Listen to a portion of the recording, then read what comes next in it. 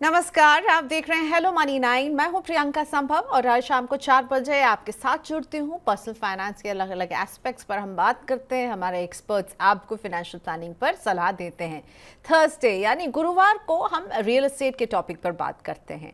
अब वैसे अभी अगर रियल एस्टेट के बाजार को देखा जाए तो घरों की बिक्री में अच्छी खासी तेजी है और इसीलिए रियल एस्टेट की सुस्ती भी जो है अब दूर ही होती हुई नजर आ रही है। घर की बिक्री बढ़ने के साथ साथ नए लॉन्च भी खूब सारे हो रहे हैं और फेस्टिवल सीजन के आते ही इन लॉन्चेस की तेजी थोड़ी सी और बढ़ जाती है। लेकिन फेस्टिवल सीजन में एक और ट्रेंड जो हर साल हम देखते हैं वो है कि डेवलपर्स घर खरीदारों को बहुत सारे ऑफर्स देते हैं। अखबार को खोलते ही फेस्टिव ऑफर्स के विज्ञापन देखने को मिल जाएंगे।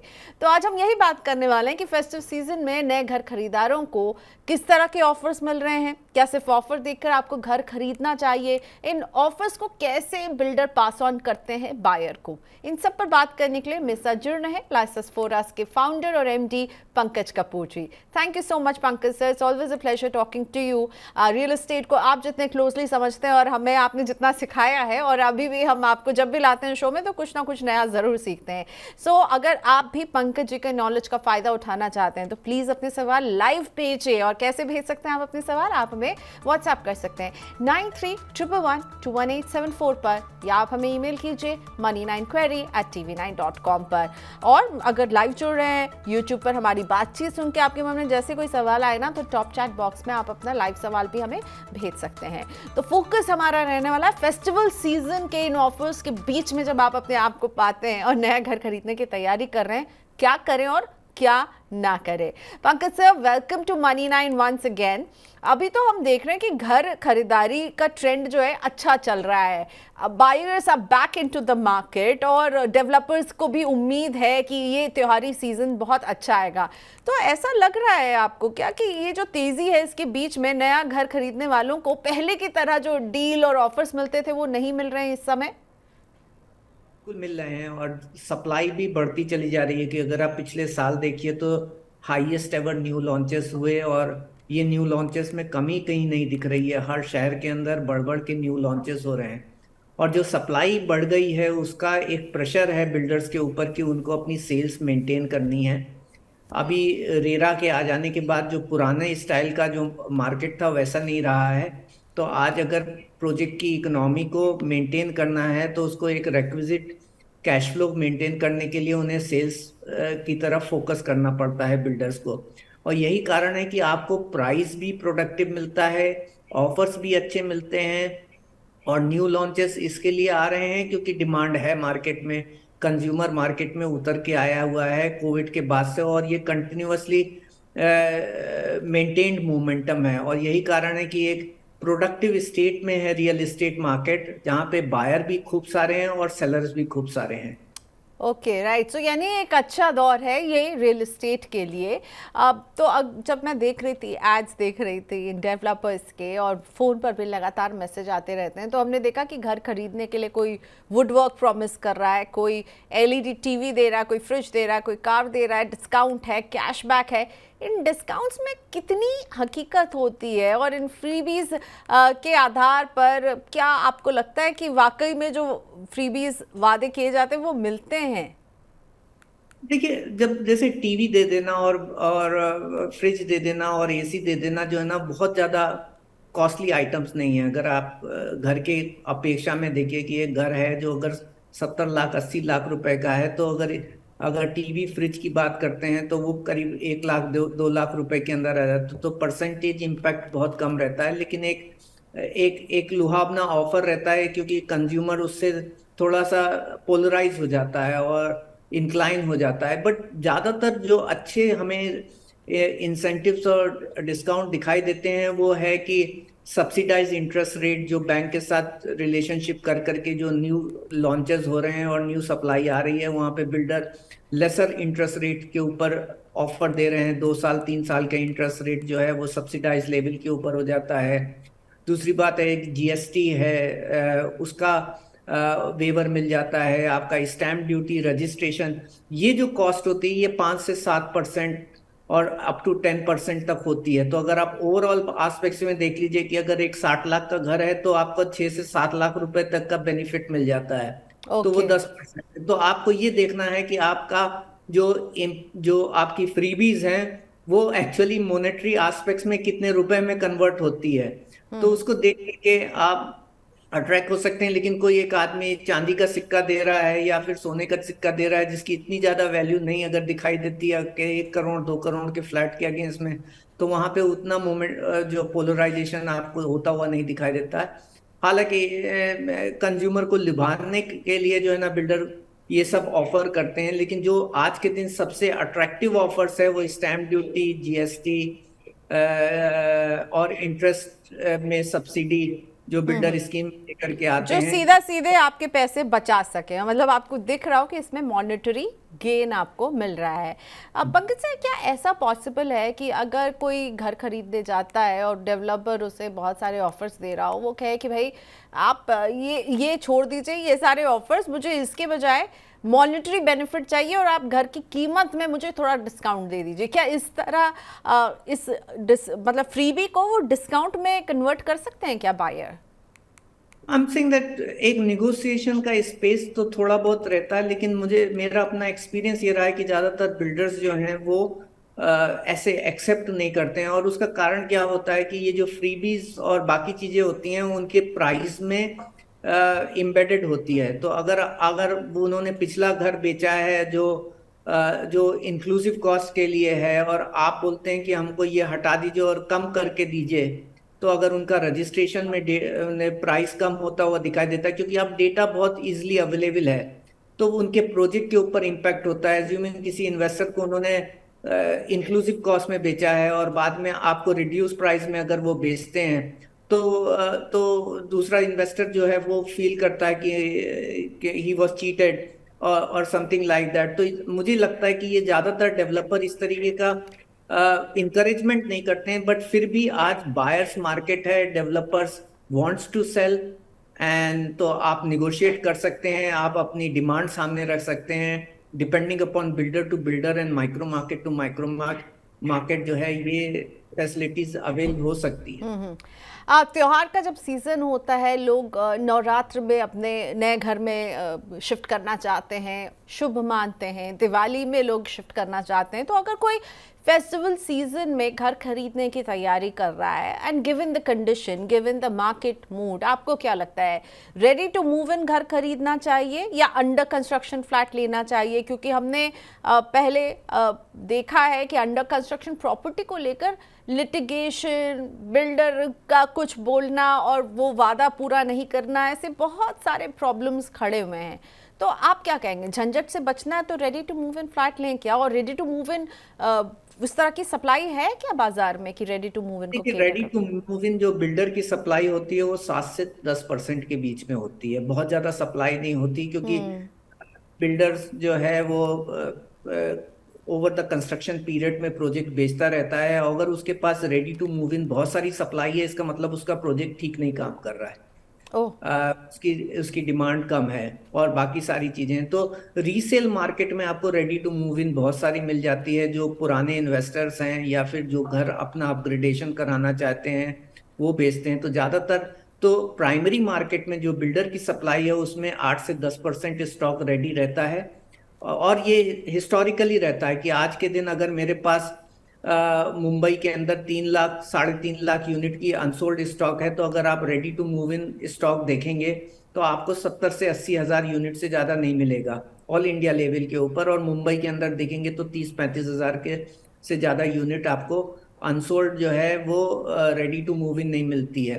अब बेनिफिट्स की बात है कि रेडी टू मूव इन में आपका एग्जीक्यूशन रिस्क नहीं है। आपको आप अगर रेंट पे रहते हैं और आपको रेंट और ईएमआई दोनों का प्रेशर वहां पे नहीं आता है। और सबसे बड़ा मुझे एक रेडी टू मूव इन का बेनिफिट ये रहता है कि आप अपने प्रोजेक्ट्स और अपने घर को विजुलाइज कर लेते हैं और एक्सपीरियंस कर लेते हैं। क्योंकि जब आप अंडर कंस्ट्रक्शन में खरीदते हैं तो एक खूबसूरत सा आपको सैंपल फ्लैट दिखता है और बहुत सारी चीजें अच्छी अच्छी दिखती हैं। आप वहां पे जब आप नए घर में और जब वो रेडी हो जाता है और कंज्यूमर अंदर जाता है तो उसको मालूम पड़ता है कि फिनिशिंग अच्छी नहीं दी डेवलपर ने, सैंपल फ्लैट में सब कुछ अच्छा दिखाया। तो इस तरीके के जो एक्सपेक्टेशंस और रियलिटी के अंदर जो डिफरेंशिएशन होता है, वो एक एक नेगेटिव इम्पैक्ट देता है ओवरऑल में। इसके दूसरे बेनिफिट भी हैं अंडर कंस्ट्रक्शन में खरीदने के लिए, कि आपका एक डिफर्ड पेमेंट रहता है। आपकी आज के दिन अफोर्डेबिलिटी इतनी नहीं है, over a period of time आपको पेमेंट करना है। तो आप अगर अंडर कंस्ट्रक्शन में खरीदते हैं तो वो भी एक बेनिफिट रहते हैं। न्यू सप्लाई आपको अंडर कंस्ट्रक्शन में मिलती है, न्यू प्रोजेक्ट्स मिल जाते हैं।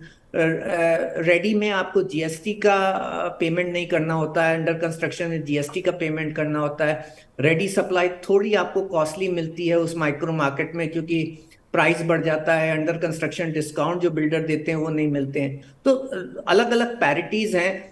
खुद मुझे और खरीदना होता तो आज के मार्केट में मैं अब अंडर कंस्ट्रक्शन खरीद सकता हूं, प्रोवाइडेड वो लोकेशन अच्छी है, बिल्डर अच्छा है ओके। और प्रोजेक्ट अच्छा है, क्योंकि अब रेरा है। तो हम इसको पास्ट के लेंसेस में नहीं देख सकते हैं कि आज जो प्रोजेक्ट्स डिफॉल्ट हुए। तो अगर आप देख लिए डिफॉल्ट सप्लाई का 75% जो है आज के दिन मार्केट में, ये वो प्रोजेक्ट्स हैं जो रेरा आने से पहले थे। 2017 के पहले के लॉन्च प्रोजेक्ट 75% कंट्रीब्यूट करते हैं आज के दिन इंस्टॉल्ड सप्लाई का। पोस्ट रेरा जो प्रोजेक्ट इंस्टॉल्ड हुए और जहां एग्जीक्यूशन डिफॉल्ट हुए, बाकी सारी चीजें हुई, इसके अंदर बहुत कमी आ गई है। तो रेरा राइट। एक इनेबलर बन गया। आज बिल्डर उस तरीके से आपको चीट नहीं कर सकता। Over 100 of the developer has gone behind the bars. तो आज सो हमारे अगर आपकी जेब अलाउ नहीं कर रही है एक बड़ा खर्चा, तो affordable could be something which could fit your budget, क्योंकि रेरा की वजह से आप उस हिसाब से कि बिल्डर की जो हमने पुराने वो बुरी खबरें जो देखी हैं, वो दौर देखा है, वो भी आप उस तरह की सिचुएशन में नहीं फंसेंगे। लेकिन हाँ, रेडी टू मूव इन का भी एक ऑप्शन है। रीसेल मार्केट यानी सेकेंडरी मार्केट, यानी मैं अपना घर बेच रही हूँ तो आप मुझसे खरीद सकते हैं, ना कि बिल्डर से। ये भी एक ऑप्शन है रेडी टू मूव इन खरीदने वालों के लिए। पंकज जी, अफोर्डेबल हाउसिंग, इस पर हमने बहुत बार बात की है, और ये जब लॉन्च हुआ था तो हमने देखा था it sold like hot cakes. लेकिन अब इसकी डिमांड में हम लगातार एक स्लो पेस देख रहे हैं। क्या आपको लगता है कि इस वजह से अफोर्डेबल हाउसिंग कैटेगरी के घरों में ज़्यादा डिस्काउंट और ऑफर्स दे सकते हैं, क्योंकि वहाँ पे बायर पहुँच नहीं रहा है, वहाँ it's not a buyers market, वहाँ बहुत ही सुनसान है वो बाजार। देखिए, अफोर्डेबल हाउसिंग जो है स्पेशली जो लार्ज सिटीज में होता था, वो ज्यादातर बहुत फार फ्लंग लोकेशंस पे होती थी, जहाँ पे डेवलपमेंट कम होता था और अनइंटरेक्टिव लोकेशन थी। और कोविड के दौरान जिस तरीके की डिमांड मार्केट में आई, तो ये ज्यादातर अपग्रेडेशन डिमांड थी, जहाँ पे बिगर साइज फ्लैट और सिटी सेंटर और डेवलप लोकेशन के अंदर की डिमांड ज्यादा बढ़ के आई थी। तो उसकी वजह से जो है उस तरफ पोलराइजेशन हो गया, और कई सारे बिल्डर्स, क्योंकि अफोर्डेबल मार्केट के अंदर एक तो जब जब कोई बहुत दूर हो जाती है तो डिमांड इंटरेक्टिबिलिटी भी कम हो जाती है उस सप्लाई की, और साथ में मार्जिन भी बिल्डर्स का कम होता है। तो इतने ज्यादा बिल्डर्स जो हैं वो पार्टिसिपेटरी नहीं दिखाई दिए जो अर्लियर दिख रहे थे, क्योंकि पॉलिसी थी, इंसेंटिव्स मिल रहे थे, और साथ में इन्वेस्टर्स मार्केट भी पार्टिसिपेट करता था। कि आज आपके दिन वो प्रोजेक्ट एंड यूजेबल नहीं है, लेकिन इन्वेस्टर जो है वो प्रॉफिट के पॉइंट ऑफ व्यू से अगर उसको में घर खरीदारी करते थे, जो मार्केट इस पीरियड में गायब हो गया था। साथ में मुझे ये महसूस हुआ कि जो डिमांड पे इम्पैक्ट आया, ये सीएलएसएस स्कीम के विड्रॉल की वजह से आई थी, क्योंकि मार्च 2021 के बाद जो न्यू सैंक्शंस जो है उसके लिए, उसमें जो सब्सिडी थी, क्रेडिट लिंक सब्सिडी, ये डिसकंटिन्यू हो गई थी। तो उसकी वजह से जो है जिस तरीके का आपको मोमेंटम अफोर्डेबल हाउसिंग में दिख रहा था और डिमांड का दिख रहा था, वो कम हुआ था। लेकिन जो अभी अगर हम ये पर्सपेक्टिव देख रहे हैं, ये 2023 के फाइनेंशियल तक हमें दिखाई दिया कि अफोर्डेबल हाउसिंग में डिक्लाइन है। लेकिन आप पिछले 2 क्वार्टर्स में देख लीजिए तो आपको रिवाइवल वापस से होता हुआ दिखाई दे रहा है। तो ओके। ऐसा नहीं है। और साथ में गवर्नमेंट के भी अनाउंसमेंट है कि I think they are going to resume the CLSS schemes, और साथ में 600 बिलियन रुपीस वर्थ का जो गवर्नमेंट ने बजट एलोकेट किया हुआ है, जो शायद नेक्स्ट 1 महीने 2 महीने में इम्प्लीमेंट हो जाएगा। तो उसके बाद आपको वापस से अफोर्डेबल हाउसिंग का मार्केट इमर्ज ओके। होता हुआ का। ठीक है। पंकज जी, हम बात करते हैं डिस्काउंट और फ्रीबीज जो अभी मिलते हैं, ये वो रीज़न नहीं होने चाहिए कि आप घर खरीदें, राइट? तो घर खरीदार को क्या देखना चाहिए जब वो एक फ्लैट खरीदने का मन बनाएंगे इस समय, तो आप उन्हें क्या कहेंगे, क्या देखिए? और ये फ्रीबीज और डिस्काउंट तो बिल्कुल भी वजह नहीं होंगे कि आप घर खरीदें। बिल्कुल, फ्रीबीज डिस्काउंट की वजह से कोई आदमी घर नहीं खरीदता। घर वो खरीदना चाहता है बेस्ड ऑन कि उसका ऑफिस कहाँ है, उसकी फैमिली की लोकेशन के साथ इंटरेक्टिबिलिटी कैसी है, उसके बच्चों के लिए स्कूल्स कॉलेजेस हैं वहाँ पे कि नहीं है, मार्केट है कि नहीं है, कितना डिस्टेंस है उसके जॉब से उस लोकेशन का, can he go and travel, infrastructure क्या की कनेक्टिविटी कैसी है, फ्यूचर इंफ्रास्ट्रक्चर के स्कोप कैसे हैं, फ्यूचर प्राइस का प्रोस्पेक्ट्स कैसा है। तो ये तमाम सारी चीजें हैं जिसको लेकर के वो घर खरीदता है, और उस लोकेशन का लिवेबिलिटी इंडेक्स किस तरीके का है। तो इन सब पर्सपेक्टिव के बाद अगर ये सारी चीजें टिक मार्क हो जाती हैं, उसके बाद वो देखता है कि भाई मेरे को best value of the money कहाँ मिलने वाली है, जहां पे वो प्राइस प्रोडक्टिविटी देखता है, एक स्पेस देखता है, एक प्रोडक्ट देखता है, एक बिल्डर देखता है। और इन सब के बाद जो है वो फ्रीवीज का नाम आता है। फ्रीवीज लास्ट का बार्गेन होता है। तो मुझे ये बताइए पंकज जी, ये लास्ट का अगर बार्गेन है तो ये फेस्टिवल ऑफर में क्यों ऑफर किया जाता है? आपको लगता है, मतलब व्हाई डू दे ऑफर? क्योंकि इंसान इसलिए तो घर नहीं खरीदेगा क्योंकि आप मुझे एक सोने का सिक्का दे रहे हैं या आप मुझे एक कार का वादा कर रहे हैं। बट मुझे ये लगता है कि डिसीजन मेकिंग में शायद जब वो रैशनल होकर के बैठ करके करता है तो पहले सारे टिक मार्क हो जाए, उसके ओके, बाद होते हैं। मतलब लेकिन लेकिन आपकी प्रायोरिटी लिस्ट में सबसे एंड में आता है कि एक एक्स्ट्रा चीज जो आपको मिल रही है। मेरे ख्याल से इसकी सेंटिमेंटल इन्फ्लुएंसेस बहुत ज्यादा है। जैसे आपकी ज्वेलरी जो है, आप इतनी कॉस्टली खरीदते हैं, लेकिन उसके बाद भी अगर वो बोलता है कि भाई ये डिस्काउंट है, तो लेडीज वहां जाके ज्यादा भीड़ लगा देती राइट राइट राइट, एक मतलब एक ये फेस्टिवल का मूड है तो सबको लगता है कुछ एक्स्ट्रा मिले, तो इसके लिए। अब मैं ये समझना चाहूंगी कि मौजूदा समय में आप किस तरह के घरों की डिमांड देख रहे हैं? हमने देखा कोविड के बाद बहुत कुछ बदला है, अब लोगों को जो है बड़े घरों की उम्मीद रहती है, तो ऐसे क्या नई चीजें आप देख रहे हैं कि रेजिडेंशियल हाउसिंग में जो बिल्डर्स ऑफर कर रहे हैं? देखिए, कुछ एक है मार्केट में जहाँ पे आज के दिन जो ट्रेंड दिखाई दिया, जैसे मुंबई और बाकी शहरों में, कि एक जो नए लॉन्चेस हो रहे हैं उसके अंदर एक बालकनी या डेक जो है बिल्डर देना चाहते हैं, क्योंकि कोविड के दौरान ये हुआ कि आदमी को थोड़ा सा आउटलेट चाहिए, थोड़ा नेचर के साथ कनेक्ट चाहिए। तो उस तरीके का एक रुझान उस पीरियड में जो पैदा हुआ, वो उसकी वजह से एक डिमांड का जो है पोलराइजेशन हुआ। सेंस ऑफ स्पेस जो है वो कंज्यूमर का जरूर बढ़ गया। हालांकि ये जो एक एक कहावत है जो मैंने एक किताब में पढ़ी थी कि जो रियल एस्टेट होता है इसमें किसी की प्रेफरेंसेस नहीं होती, इसमें फ्रस्ट्रेटेड प्रेफरेंसेस होती हैं। तो क्या होता है कि आप एस्पायर तो करते हैं कि आपके लिए सबसे अच्छी लोकेशन में सबसे बड़ा घर मिले, लेकिन आप वो अफोर्ड नहीं कर सकते। तो इवेंचुअली आपकी अफोर्डेबिलिटी डिफाइन करती है कि आप कहाँ कॉम्प्रोमाइज करें और कितने बड़े घरों में रहें। अब दो एस्पेक्ट्स इसके अंदर आते हैं कि आप एक अच्छी लोकेलिटी में छोटे घर पे रहें कि दूर लोकेलिटी में बड़े साइज के घर पे रहें। तो ये पॉइंट ऑफ व्यू जो है, ये एक वेक्टर में आप जहाँ पे फिट होता है, आप जहाँ जितना कॉम्प्रोमाइज कर सकते हैं वहां पे ये फिट होता हुआ दिखाई देता है। लेकिन जो कॉस्मेटिक स्पेसेस थे वो अभी इतने काम के नहीं हैं। लोगों को लगता है कि मेरा कारपेट एरिया बड़ा हो, एक्स्ट्रा बाथरूम मिल जाए, घर के अंदर एक बालकनी मिल जाए, मेरे को स्पेस जितना बड़े से बड़ा मिले, उधर ज्यादा रुझान है लोगों का। मतलब यूटिलाइजेशन हो सके, एरिया ज़्यादा मिले, और इसकी तरफ जो है लोग अब ये मांग रहे हैं। रेपो रेट को लेकर आप क्या पल्स अभी महसूस कर रहे हैं? पिछले कुछ महीनों से ये स्टेबल रही है, आने वाले समय में क्या लग रहा है? होम लोन टेकर्स को अभी आप क्या कहना चाहेंगे? अब जो लोग ऑलरेडी होम लोन लेकर घर खरीदे हुए हैं और बहुत महंगा उन्हें ईएमआई अभी चुकानी पड़ रही है, उनके लिए आपको क्या लग रहा है? बेसिकली रेपो रेट को लेकर अभी आप व्हाट आर यू सेंसिंग? मेरा पॉइंट ऑफ व्यू है कि अर्लियर हमें लग रहा था कि भाई इन्फ्लेशन अगर कंटेन हुआ है तो उसके बाद जो है एक डाउनस्लाइड होता हुआ दिखाई देगा, लेकिन उसके बाद फिर हमने सब्जियों के भाव में तेजी होती हुई दिखाई दी और इन्फ्लेशन वापस से बढ़ा, तो वो डिक्लाइन जो हम एंटिसिपेट कर रहे थे नहीं हुआ।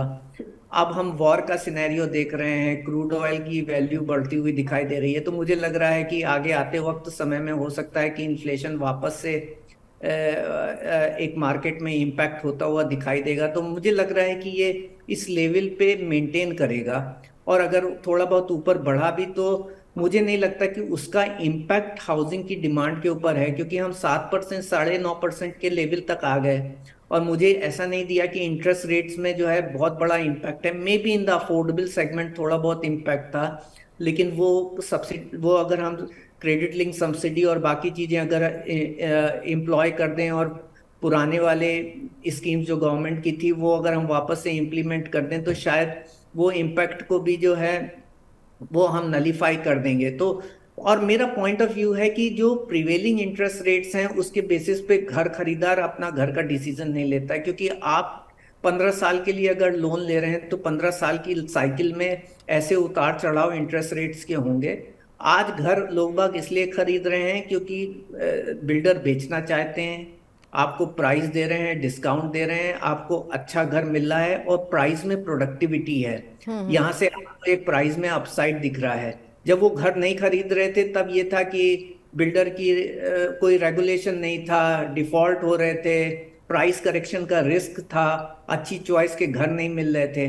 तो ये सारे जो फैक्टर्स हैं जिसकी वजह से स्लो डाउन दिखाई दिया था 2013 से लेकर के 2018-19 पे, और कोविड के बाद जिस तरीके की रिकवरी हुई, तो उसने सारे जो है जो निगेटिव फैक्टर्स थे ये पॉजिटिव रिजिम में आ गए। आज के दिन केवल निगेटिव फैक्टर ये है कि हम कोविड के दौरान के इंटरेस्ट रेट के ऊपर नहीं है, बाकी सारी चीजें हैं। और तो बट मुझे देन नहीं अगर लगता घर कि खरीदना है तो इंटरेस्ट रेट जो है वो यहाँ से मुझे नहीं लगता नीचे तो नहीं जाएगा, और जो कोविड के लेवल से वहाँ तो कभी नहीं जाएगा। फैसला लेना है घर खरीदने का तो इन्हीं ब्याज दरों में आपको लेना होगा। या ओके मैं कुछ लोकेशंस पर आपकी एक राय लेना चाहूंगी कि दिल्ली एनसीआर और मुंबई के अभी कौन से वो लोकेशन है जो तेजी से उभर रहे हैं, कुछ नए लोकेशन आए क्या, या फिर दिल्ली एनसीआर में अभी भी गुड़गांव टॉप पर है? न, गुड़गांव टॉप पे है, और नोएडा में सप्लाई का अभी कंस्ट्रेंट्स है। बट मेरा ये है कि जहाँ पे बहुत ज़्यादा गिरावट हो जाए और बड़ी वॉल्यूम की सप्लाई है, वहाँ पे आपकी प्राइस की अपसाइड बढ़ जाती है। हालांकि पिछले एक साल के अंदर हमें नोएडा के अंदर भी 20-21% की ग्रोथ दिखी प्रॉपर्टी प्राइसेस में।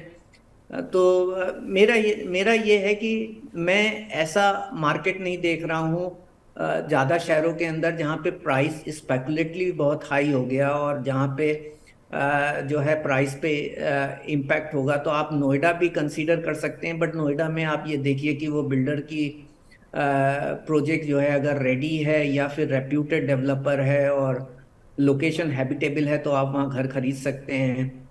और गुड़गांव में द्वारका एक्सप्रेसवे हो गया, मानेसर हो गया, उसके सराउंडिंग रीजन्स हैं, सोना हो गया, गोल्फ कोर्स लिंक रोड है। तो अलग अलग बजट के हिसाब से ये सारी लोकेशंस हैं, अवेलेबल हैं, तो यहाँ पे भी आप घर खरीद सकते हैं। मुंबई की बात करें तो आपका जो नवी मुंबई का जो रीजन है वो एक बड़ा ओपन अप हो जाएगा जब हमारी ट्रांस हार्बर लिंक हो जाएगी, कनेक्टिविटी।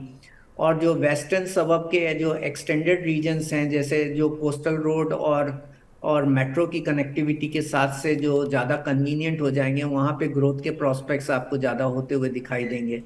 तो ओवरऑल एस्पेक्ट्स में नवी मुंबई हो गया, वेस्टर्न रीजन्स हो गया, वेस्टर्न के जो नॉर्दर्न साइड के लोकेशन हो गए, जैसे Borivali, Mira road and Kandivali and all those thing, ये ज़्यादा इसकी इम्प्रूवमेंट हो रही है कनेक्टिविटीज़ की। और ये इसमें ट्रैवल टाइम पहले ज़्यादा रहता था, क्योंकि मेट्रो और कोस्टल रोड की कनेक्टिविटी का इम्पैक्ट आपको होता हुआ दिखाई